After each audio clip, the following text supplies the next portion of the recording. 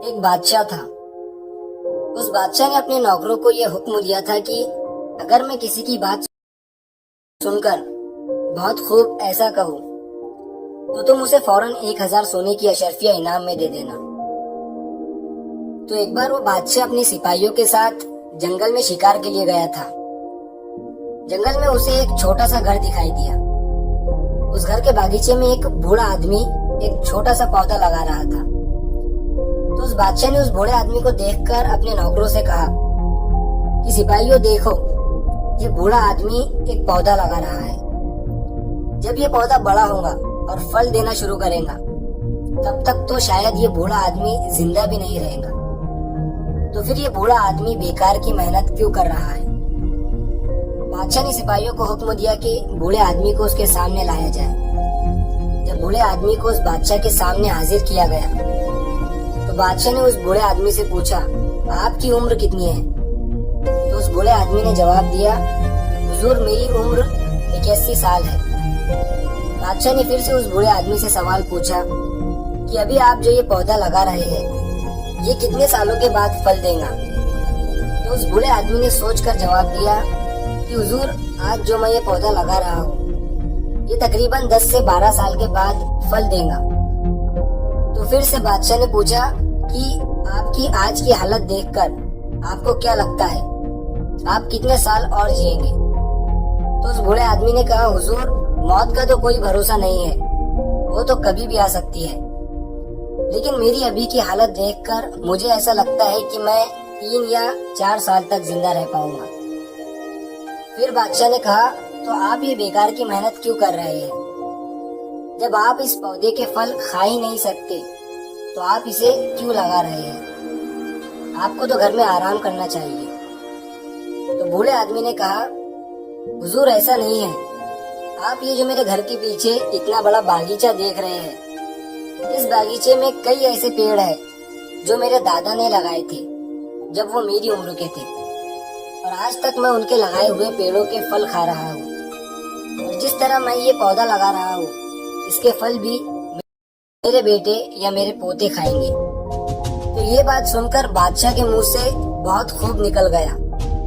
जैसे ही सिपाहियों ने ये सुना फौरन उन्होंने उस बूढ़े आदमी को 1000 अशर्फियों की थैली दे दी और बूढ़े आदमी से कहा, ये तुम्हारा इनाम है।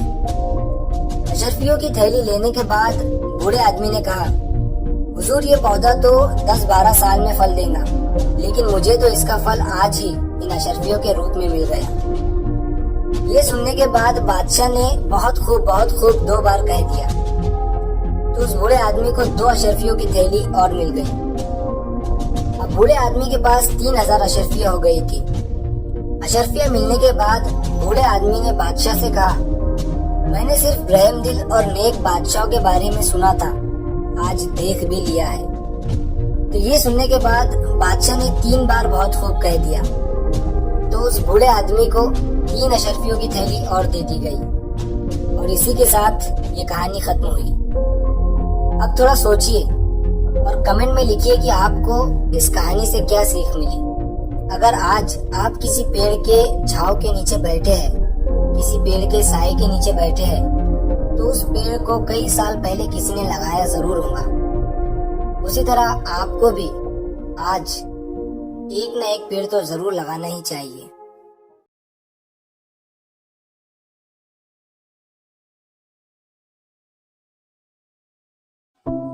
ये कहानी है एक लड़की की जो आंखों से अंधी थी। उसे अपनी आंखों से कुछ दिखाई नहीं देता था और इसी वजह से वो सबसे अलग रहती थी। उसे कोई पसंद नहीं करता था और वो अकेली ही रहती थी और अपनी जिंदगी अकेले ही गुजार रही थी। वो लड़की रोज सुबह एक पार्क में जाती थी जॉगिंग के लिए। तो एक बार जब वो लड़की पार्क में थी तो एक लड़का उसके पास आया और उससे बात करनी शुरू कर दी। जब उस लड़के ने लड़की से बात की तो लड़की को बहुत अच्छा लगा।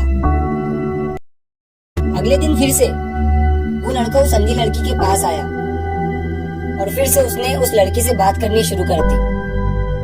अब हर रोज ऐसा ही होने लगा और वो अंधी लड़की और वो लड़का बहुत अच्छे दोस्त बन गए। उस अंधी लड़की की जिंदगी में जो अंधेरा था इस लड़के के आने से दूर हो गया था।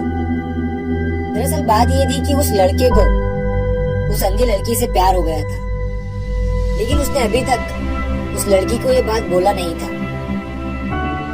तो एक दिन जब ये दोनों पार्क में बैठे थे तो उस लड़की ने लड़के से कहा कि अगर मेरे पास आंखें होती तो मैं तुमसे शादी कर लेती थी। लड़के ने जब ये सुना तो वो बहुत खुश हुआ और कुछ दिन बीतने के बाद किसी लड़के ने उस लड़की को अपनी आंखें डोनेट कर दी। अब वो लड़की अपनी आंखों से पूरी दुनिया को देख सकती थी। जब वो लड़की उस लड़के के पास पहुंची तो वो उस लड़के को देखकर हैरान हो गई, क्योंकि वो लड़का भी अंधा था। और ये देखने के बाद लड़की ने उससे शादी करने से इनकार कर दिया। लड़के ने एक चिट्ठी उस लड़की के हाथ में देकर वो वहां से चला गया और उस चिट्ठी में लिखा था कि मेरी आंखों का ख्याल रखना। दोस्तों, इस कहानी से हमें ये सीख मिलती है कि जैसे जैसे इंसान के हालात बदलते हैं वैसे उसकी सोच भी बदल जाती है।